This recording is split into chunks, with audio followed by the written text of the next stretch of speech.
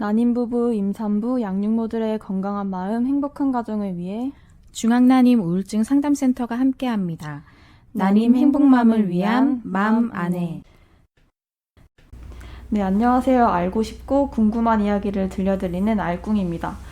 6월 5일 토요일이 세계 환경의 날이었습니다.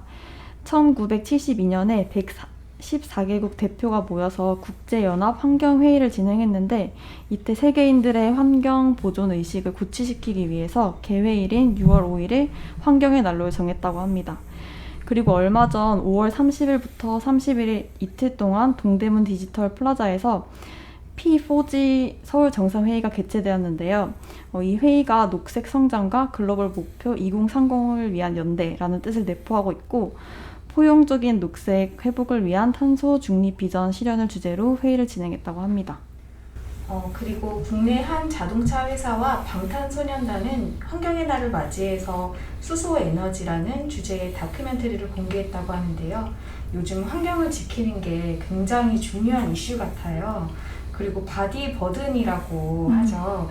그 인체 내 화학물질에 대해 관심들이 굉장히 많은 것 같습니다. 그래서 이번 방송은 특별하게 환경의 날을 맞이해서 국립중앙의료원 산부인과 주성훈 과장님과 함께 환경호르몬과 여성건강이라는 주제로 이야기 나눠보도록 하겠습니다. 과장님 안녕하세요. 맘하는 청취자분들에게 인사 부탁드립니다. 네, 안녕하세요. 저는 국립중앙의료원 산부인과의 주성홍입니다. 오늘 이런 좋은 주제로 불러주셔서 감사합니다. 네, 환경 호르몬, 즉 내분비 교란 물질은 정상적인 호르몬이 몸에서 만들어지거나 작용하는 것을 방해해서 사람의 건강과 생식작용에 영향을 주는 화학물질입니다. 이렇게만 들었을 때는 이 호르몬이 왜 몸에 좋지 않은지가 이해하기 좀 어려워요. 구체적으로 환경 호르몬이 뭔지, 그리고 우리 건강에 어떤 영향이 미치는지 궁금합니다. 네, 이제 과거로 돌아가면 제일 처음에 이제 우리가 많은 물질들을 만드는데 그중에 화학 물질들이 몸에 위험할 것이다라고 한 1960년대부터 경고가 나오기 시작했습니다. 그리고 처음으로 NHK 방송에서 환경 호르몬이라는 단어를 사용해서 지금까지 이제 많은 사람들이 환경 호르몬으로 쓰고 있는데 정식 이름은, 그러니까 진짜 이름은 내분비 교란 물질이고요. 그거를 이제 방송에서 처음에 환경 호르몬이라고 썼고 사람들이 이제 인식하기 편하니까 환경 호르몬이라고 부르고 있는 거고요. 그 내분비 교란 물질이라는 건 우리 중고등학교 때 화학 시간에 배웠던 분자 구조식에서 육각형 모양의 이렇게 벤젠고리를 본 적이 있을 거예요. 육각형 모양의 벤젠고리가 있고 옆에 뭐가 막 달려 있는 것들. 그게 기본적인 스테로이드 호르몬의 벤젠고리 구조인데요. 그런 스테로이드 호르몬의 벤젠고리와 거의 유사합니다. 환경 호르몬이라고 불리는 그러니까 내분비 교란 물질이 그게 우리 몸에 들어오게 되면 우리 몸에 그 호르몬 리셉터, 그러니까 수용체가 자극을 받게 돼서 결국은 내 몸에 있는 호르몬이 자극한 거와 똑같이 몸은 받아들이게 되죠. 그래서 내분비 교란 물질이라는 물질이 몸에 들어오게 되면 우리가 원래 몸에 없던 호르몬이 몸에 밖에서 들어온 거와 똑같은 역할을 하기 때문에 그런 영향을 많이 미치게 되고요. 특히 그 중에 이제 성호르몬, 에스트로겐이나 이런 성호르몬의 그 스테로이드 호르몬 계열이 많기 때문에 이제 그게 들어오게 되면 몸에서 에스트로겐으로 받아들이는 물질들이 많이 있습니다.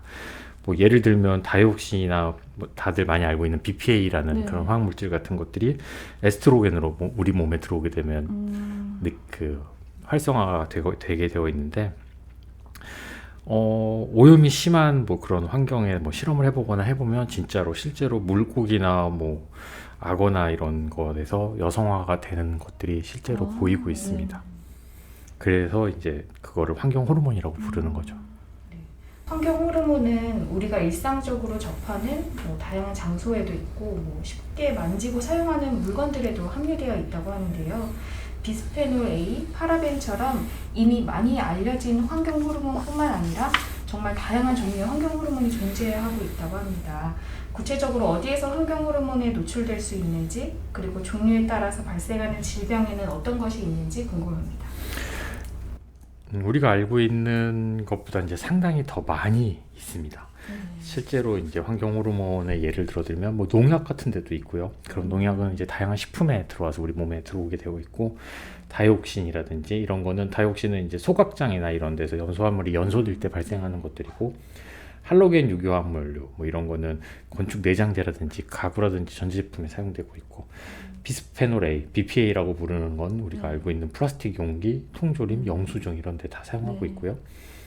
뭐 그 외에도 많습니다. 피탈레이트라든지 이런 각종 플라스틱 제품이라든지 합성 세제라든지 스틸렌은 이제 컵라면 용기 이런 네. 용기에 사용하고 있고요.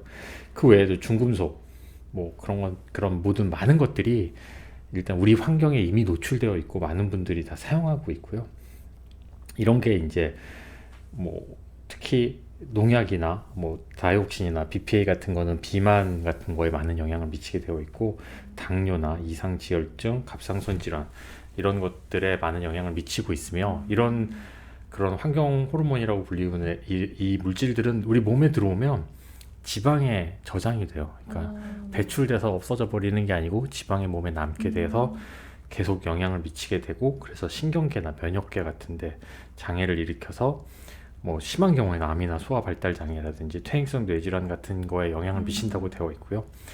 먹는 거에도 똑같이 다 그 축적이 됩니다. 네. 그러니까 우리가 생각했을 때 물고기류 중에 최상위에 있는 애들, 뭐 참치나 이런 것들도 네.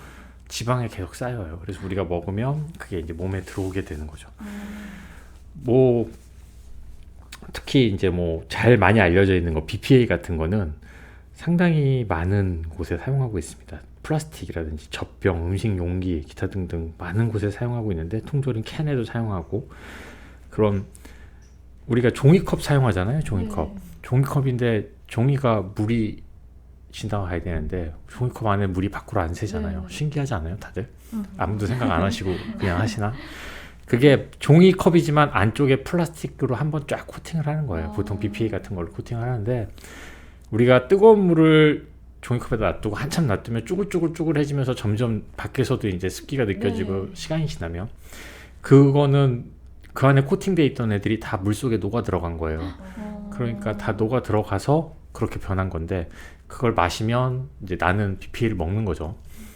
그런 이제 영향도 있고, 그런 게 이제 몸에 들어오면 에스트로겐, 아까 얘기했던 에스트로겐에 작용을 하게 돼서 뭐 남성한테는 무정자증 같은 걸 유발한다거나, 아니면 여성